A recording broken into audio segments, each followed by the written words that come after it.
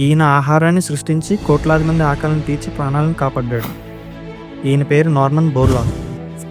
1940స్లో ప్రపంచమంతటా తీవ్రమైన కరువు సంభవించింది. భారత్, మెక్సికో, పాకిస్తాన్ దేశాలు అధిక ప్రభావానికి గురయ్యాయి. పంటలు పండగ తిండి లేక లక్షల మంది చనిపోయారు. బోర్లాగ్ ఇదంతా చూసి చలించిపోయాడు. ఆ తర్వాత ఆయనకి గొప్ప ఆలోచన వచ్చింది. What if we could make wheat grow faster? 20 సంవత్సరాలు కష్టపడి రీసెర్చ్ చేసి అనేక ఫెయిల్యూర్స్ తర్వాత కొత్త రకం వీటిని కనుగొన్నాడు. ఇది వేగంగా పెరగడమే కాక పెస్ట్ రెసిస్టెంట్ అండ్ అధిక ప్రొడక్షన్ కూడా ఇచ్చింది. బోర్లాగ్ ఈ వీటిని ఇండియా, మెక్సికో, పాకిస్తాన్లకు అందించాడు. ఇది వేగంగా పంటను అందించి కోట్లాది మంది ఆకలి తీర్చి ప్రాణాలు కాపాడింది. దీన్నే మనం గ్రీన్ రెవల్యూషన్ అని కూడా అంటాం. 1970లో ఈయన చేసిన కృషికి గాను నోబెల్ పీస్ బహుమతి కూడా లభించింది.